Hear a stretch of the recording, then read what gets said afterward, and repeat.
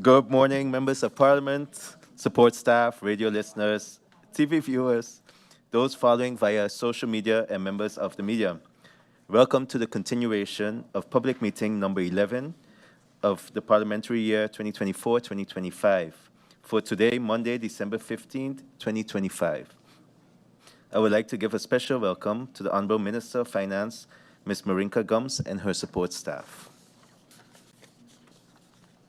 We have established a quorum of 10 members. Please stand for a moment of silence.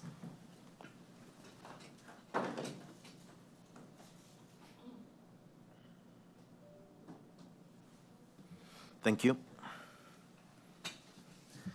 I have received notice of absence from MP Lewis.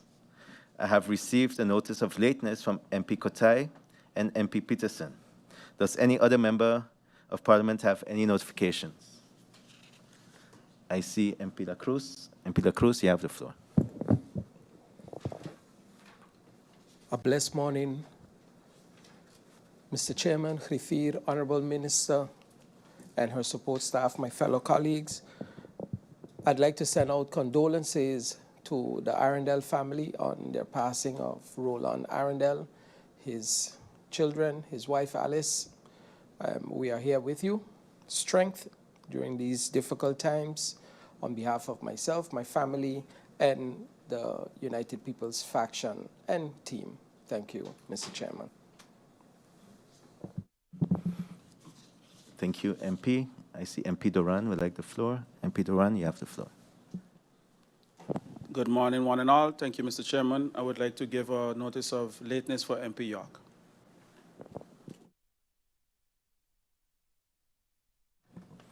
Thank you, MP Doran. I see MP Arian would like the floor. MP Arian, you have the floor. Good morning, Mr. Chairman. Good morning, colleagues. Good morning to the Honorable Minister of Finance and her support staff. Mr. Chairman, I'd like to ask for a brief adjournment based on the feedback from Central Bank and the both amendments from Parliament, if it's possible. 5 minutes.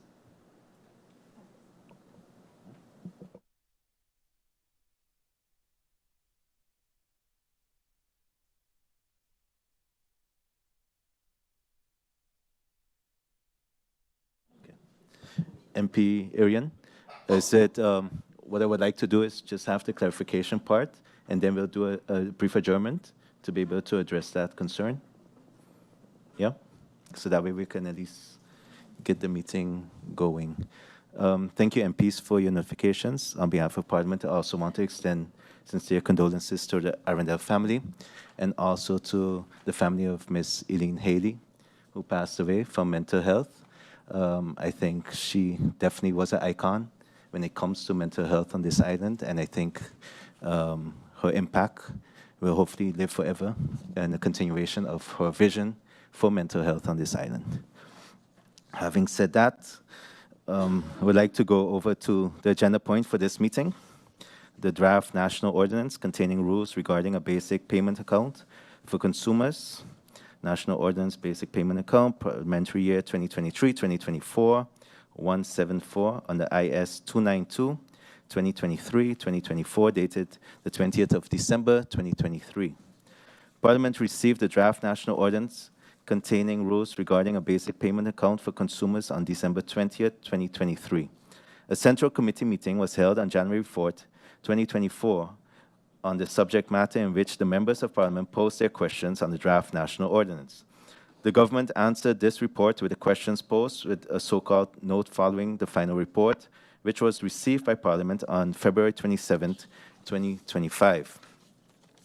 This public meeting was first convened on April 29, 2025, at the handling of Agenda Point 2. The Honourable Minister of Finance gave a presentation on the subject. Thereafter, in accordance with the Speaker's list, members of Parliament were given the opportunity to pose questions to the Minister in the first round. The Minister returned on October 30th, 2025 to the answers to the questions posed by the members of Parliament and addressed clarifications in this first round. The Minister returned on November 5th, 2025 to provide the answers to the questions posed by the members of Parliament in the second round. Additionally, on September 17, 2025, Parliament received a memorandum of modification from the government. This memorandum has been forwarded to the members of Parliament and will form part of the draft as submitted by government. It is important to note that during the handling of this draft national ordinance, several amendments have been submitted by members Irion and Westcott Williams. Additionally, one motion was submitted during the second round by member La Cruz. These documents are available on Teams, Parliament General Team. Today's meeting is a continuation of the public meeting, which was adjourned on November 5, 2025. Today, the Minister of Finance has returned to Parliament to provide the answers to the points of clarification posed by the members of Parliament in the second round.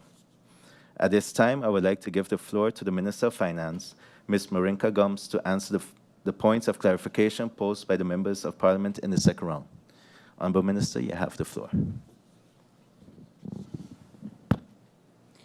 Mr. Chairman, honorable members of Parliament, esteemed support staff, members of the media, distinguished guests in the public tribune, radio and social media viewers, and residents of our beloved island, ladies and gentlemen, all under the sound of my voice, good morning and blessed week to all. Mr. Chair, before proceeding with the responses... Sorry, Honourable Minister, I see MP Westcott Williams would like the floor. So before I leave you go all into it, I would like to give the floor to the Honourable Member of Parliament. MP Westcott Williams, you have the floor.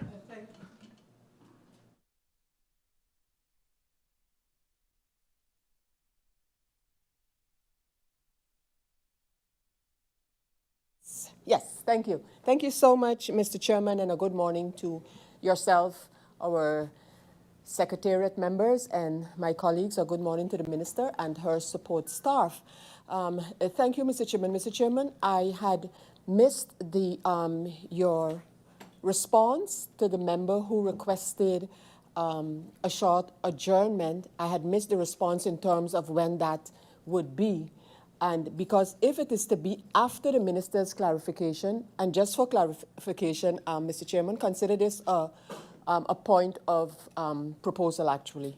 So I wanted to know if it's after, because then we cannot have an adjournment after the minister finishes off what she's going to be responding to. So I just wanted you to take that into consideration and see how we can maybe look at a matter of the request for an adjournment before the minister's completely finished with her clarifications, because by then we have to go over to the other part of the meeting, which would be to vote on the matters that is before us. So I just would give you that for consideration, reconsideration, Mr. Chairman. Thank you. Thank you, MP Westcott. And having taken note of what you've said and what you've mentioned about being able to have an adjournment, I hereby would then comply to have the adjournment now before the minister then takes the floor for her answering of the clarifications. So I'd like to adjourn this meeting for 5 minutes. Meeting adjourned, 5 minutes.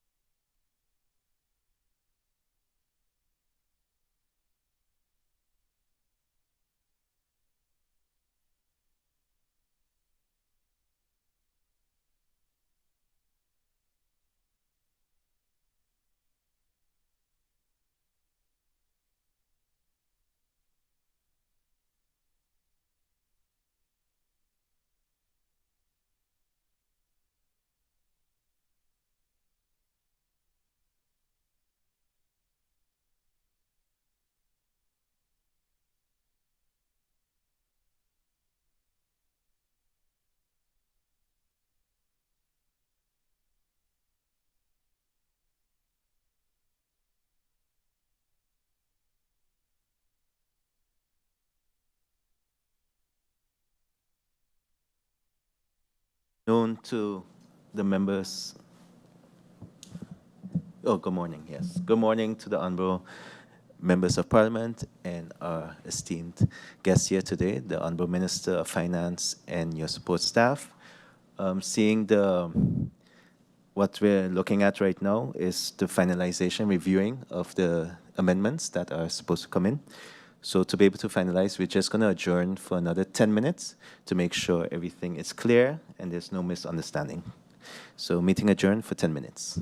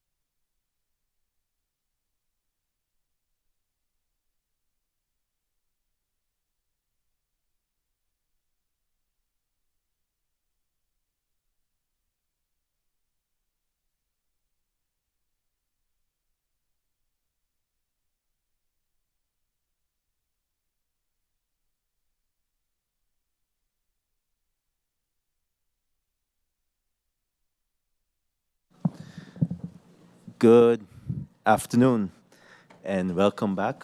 Thank you for your indulgence as we're here making sure all the T's are crossed and the I's are dotted. We hereby continue with this public meeting of Parliament. I see MP Arian would like the floor. MP Arian, you have the floor. Thank you, Mr. Chairman. I'd like to this is a proposal of order, by the way. I'd like to propose that the Minister of Finance, the Honourable Minister of Finance, take into consideration the recently revised submission amendment with her answers, please. Thank you. Thank you, MP Arian. Minister, I would hereby once again like to welcome you and your staff to the House of Parliament, and I would now give you the floor to answer the questions and also respond to the Honourable Member of Parliament as it pertains to the answering to the clarifications posed by the Members of Parliament in the second round. Minister, you have the floor. Mr. Chairman, honorable members of Parliament, esteemed support staff, members of the media, distinguished guests in the public tribune, radio and social media viewers, and residents of our beloved island, ladies and gentlemen, all under the sound of my voice, good afternoon and a blessed week to all. Mr. Chairman, before proceeding with the responses and with your permission, I would like to provide the honorable members of Parliament with a brief and important update on the budget and CapEx loan. The 2025 budget amendment is currently with the Council of Advice, and once received, will be submitted to Parliament after incorporation of their remarks. As it relates to the 2026 budget, this will be submitted to Parliament following the return and processing of the 2025 budget amendment. In addition, I would wish to inform the honorable members that following successful negotiations, the funds related to the 2025 CapEx loan in the amount of 30.3 million guilders were secured and received on December 5th, 2025 at an interest rate of 3.52% for a duration of 30 years. As a result, several key priority projects can now move forward, including 10.4 million to complete the prison project, 18 million for the purchase of land in Belvedere for housing development, which was signed off last week, 450,000 for the automated parking system at the Clem-La Bega parking lot, for which the tour is expected to be published within the coming weeks, 525,000 for upgrades to the automatic weather observatory system, and 450,000 for computer equipment for public schools. I am very happy and proud to have secured this CapEx loan as it marks a positive step in ensuring that important national investments can move forward. I will now proceed with answering the questions, starting with questions posed by the Honourable Member of Parliament, Mrs. Westcott Williams. Mr. Chairman, the Honourable Member of Parliament asked, further to my earlier statement, that this law is not the appropriate place for the first amendment submitted by MP Arian. Where will that matter instead be addressed, and whether any of the forthcoming legislation being developed with the central bank will be covered or cover the broader modernization and digitalization of the banking system intended by that amendment. Through you, Mr. Chairman, the substance of MP Arian's amendment will be better fittingly addressed under two draft national ordinances that will be submitted to Parliament shortly: the National Ordinance on the Supervision of Payment Service Providers and the National Ordinance on Oversight of Payment and Securities Transactions. Together, these draft laws focus on equal access to financial services, the protection of account holders, and the modernization and digitalization of payment systems without making distinctions between different categories of account holders. The difference between the two draft ordinances lies in their regulatory approach. Under the National Ordinance on the Supervision of Payment Service Providers, The rights and obligations of payment service providers and their clients are set out in detail in the legislation itself.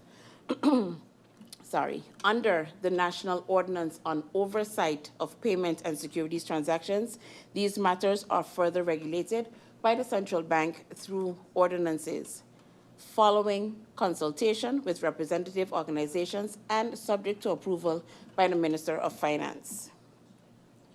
Next question, Mr. Chairman. The Honourable Member of Parliament referred to the earlier exchange regarding undocumented persons and a hypothetical case raised previously, noting my clarification that an individual must be legally registered or have a work or residence permit application in progress. The honourable member then asked why the term lawfully registered is included in the legislation of Curaçao, but not explicitly in our law itself, and whether incorporating that wording in the law would avoid uncertainty for banks when determining eligibility. Through you, Mr. Chairman, the honourable member of Parliament raises a valid point. The version of the draft national ordinance that was submitted to the Council of Advice did not include the wording lawfully registered. The advice of the Council of Advice does not indicate that this wording is required to be included in the law. During my own review of the draft legislation, I nevertheless raised this matter in discussions with the Central Bank of Curaçao and St. Martin. At that time, I was informed that the clarification provided in the explanatory memorandum is considered sufficient to ensure that undocumented persons would not be eligible for access to a basic bank account. With respect to the legislation of Curaçao, I cannot state with certainty at which stage the specific wording referred to by the honourable member was incorporated, but it is likely that this occurred during the parliamentary process. I further note that while the Council of Advice did not advise on the inclusion of this specific wording, it did point out that compliance with the draft national ordinance may lead to increased costs for banks, particularly where additional efforts are required to verify the identity and legal status of applicants. In that context, the wording suggested by the honourable member could provide greater clarity for banks and potentially reduce uncertainty in the application of the law. Next question, Mr. Chairman. The honourable member of Parliament referred to the list of legislation currently in preparation and expected to be submitted between now and the end of the year, and asked whether there is any prioritization within that list of legislation being prepared by the central bank. Through you, Mr. Chair, basically, all these legislations have priority. This is mainly due to the upcoming plenary meeting of the Caribbean Financial Action Task Force in May 2026, during which St. Martin has to show sufficient progress. The Mutual Evaluation Report of St. Martin documents the anti-money laundering, counter-terrorist financing, counter-proliferation financing, measures in St. Martin in terms of the level of compliance with the FATF 40 recommendations, the level of effectiveness of St. Martin's AML CFT system, and provides recommendations on how our systems could be strengthened. Based on the results and considering the fourth round procedures, St. Martin was placed by the CFATF in enhanced follow-up. And as such, St. Martin must provide a status update in May 2026. The CBCS indicated that the following legislations are quick wins and are deemed possible to be passed and enacted within a relatively short time frame. Number 1, draft National Ordinance on Basic Payment Accounts. 2, draft National Ordinance on the Supervision of Securities Intermediaries and Asset Managers. 3, draft National Ordinance on the Supervision of Payment Service Providers. 4, draft National Ordinance on the Supervision of Virtual Asset Service Providers. 5, draft National Ordinance on the Oversight of Payment and Securities Transaction Systems. And 6, draft National Ordinance on the Supervision of FMI System Administrators. The draft legislations mentioned under numbers 3, 4, 5, and 6 are drafted based on the presumption that the legislation under number 2 is already enacted. And as such, the priority sequence must take the legislation under number 2 in consideration, which is a draft national ordinance on the supervision of securities intermediaries and asset managers.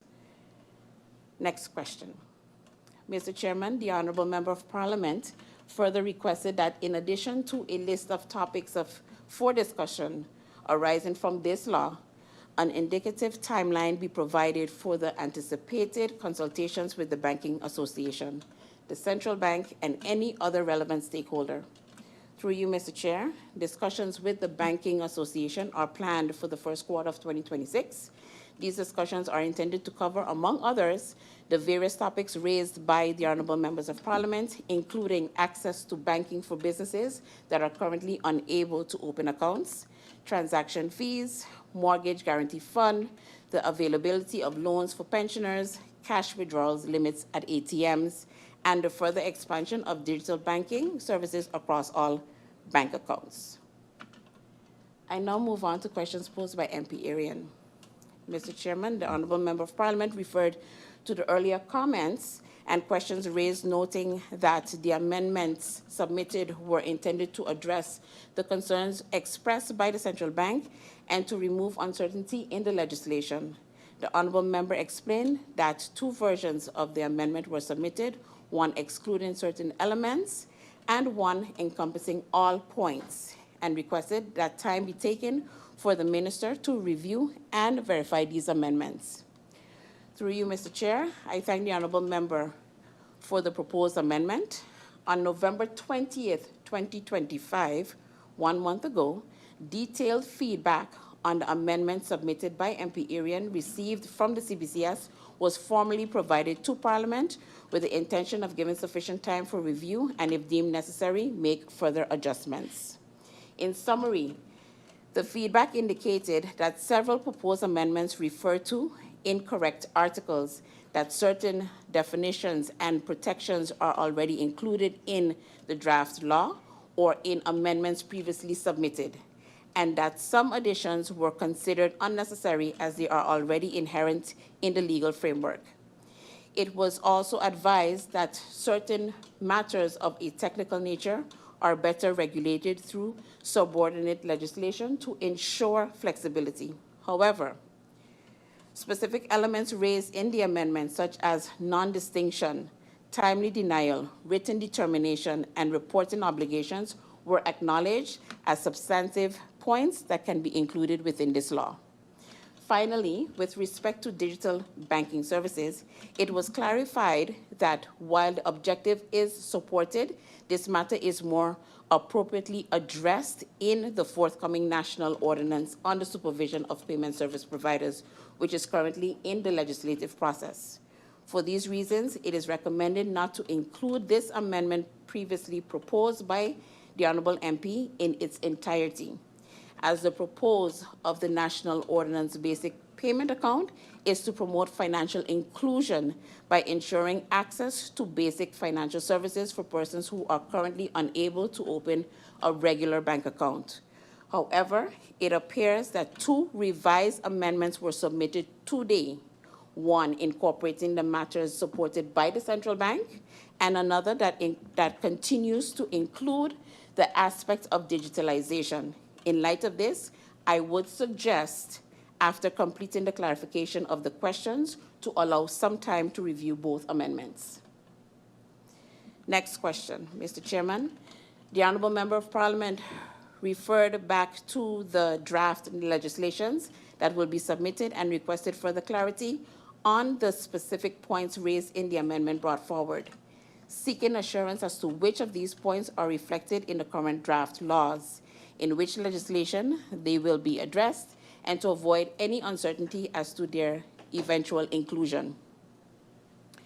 Through you, Mr. Chair, as previously stated, the substance of MP Arian's amendment will be better fittingly addressed under 2 draft national ordinances that will be submitted to Parliament shortly: the National Ordinance on the Supervision of Payment Service Providers and the National Ordinance on Oversight of Payment and Securities Transactions. Together, these draft laws focus on equal access to financial services, the protection of account holders, and the modernization and digitalization of payment systems. Without making distinctions between different categories of account holders, I believe it would be appropriate for the Honourable Member of Parliament to review these pieces of legislation once they are submitted to Parliament, and if deemed necessary, to consider submitting the proposed amendment during the parliamentary handling of those legislative proposals. I now move on to questions posed by MP Roseberg. Mr. Chairman, the Honourable Member of Parliament sought clarification regarding the amendment submitted by MP Arian, referring to the recommendations of the Central Bank, and in particular, the emphasis placed on ensuring equality between holders of basic payment accounts and regular bank accounts so as to avoid any inequality. Through you, Mr. Chair, the Honourable Member of Parliament is correct. The Central Bank indeed emphasizes equality between holders of basic payment accounts and regular payment accounts. In its letter of June 9, 2025, the CBCS underscores that a basic payment account must not only be legally enforceable, but also accessible and workable in practice. To that end, the draft National Ordinance Basic Payment Account requires payment service providers to offer the same services to holders of a basic payment account as they do to other customers, including access to electronic channels such as internet and mobile banking, where these are part of the regular offering. The objective of this law is precisely to close the inequality gap by providing access to those who currently do not have it. Next question. Mr. Chairman, the Honourable Member of Parliament referred to the suggestion that certain safeguards could be included in the explanatory memorandum and asked whether the recommendations of the Central Bank, particularly those emphasizing digital accessibility as an instrument for financial inclusion and clarifying access to digital banking services, are already included in the Memorie van Toelichting, or whether the Ministry intends to incorporate them. Through you, Mr. Chairman, the Honourable Member of Parliament is correct in noting that the Central Bank advised that access to internet banking and mobile banking, insofar as these services are also offered to regular account holders, be reflected in the explanatory memorandum. I also acknowledge the observation made by the Honourable Member that in principle, there would be no objection to including such clarification in the explanatory memorandum. However, once a draft national ordinance has been submitted to Parliament, the explanatory memorandum can no longer be amended. As such, it is not possible to make changes to the explanatory memorandum at this stage. That being said, as explained in my earlier responses to the Honourable Members Westcott Williams and MP Arian, it is not necessary to include these elements in the explanatory memorandum of the draft national ordinance basic payment account. The underlying principles regarding digital accessibility are addressed in the draft national ordinance on the supervision of payment service providers, which will be submitted to Parliament shortly. Furthermore, the current draft national ordinance basic payment account already obliges payment service providers to offer the same services under a basic payment account as those offered to holders of regular payment accounts, thereby safeguarding equality between account holders. I move on to a question posed by MP Arian. Mr. Chairman, the Honourable Member of Parliament referred to the discussion on inequality and stated that in practice, a basic payment account is not the same as a regular bank account. The Honourable Member pointed out that a basic payment account has limitations, including restrictions on certain transactions and international transfers, and argue that this means inequality already exists between the two. On that basis, the Honourable Member asks whether the Minister acknowledges these differences and how the Minister views the notion of equality in this context.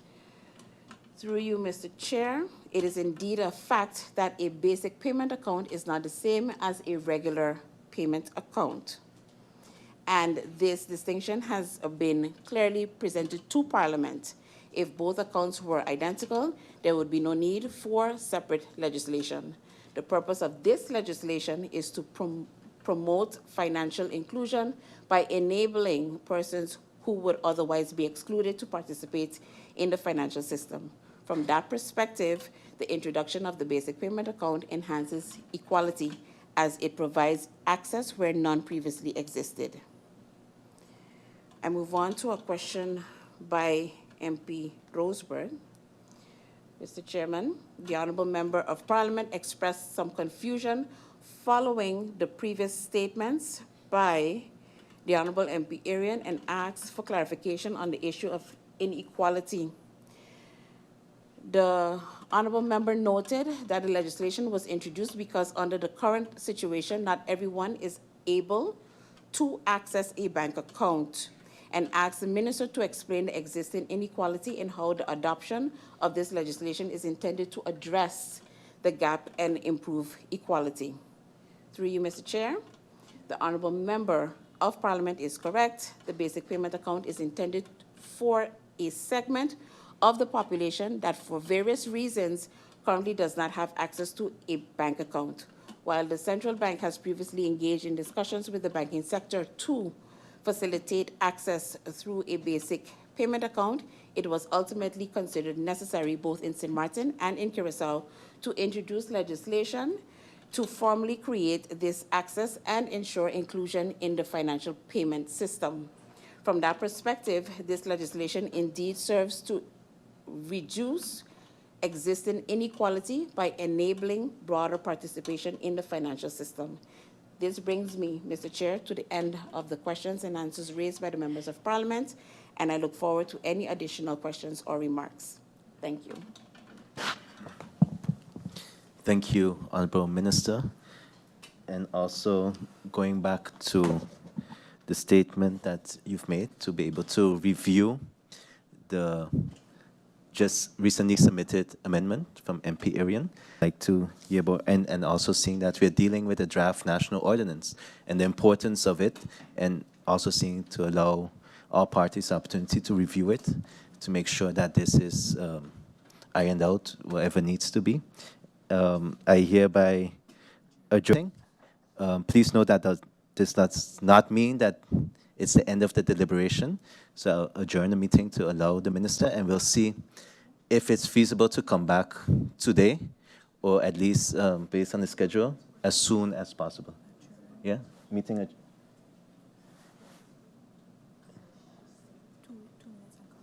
We'll adjourn for 2 minutes to see when we're able to continue. Meeting adjourned for 2 minutes.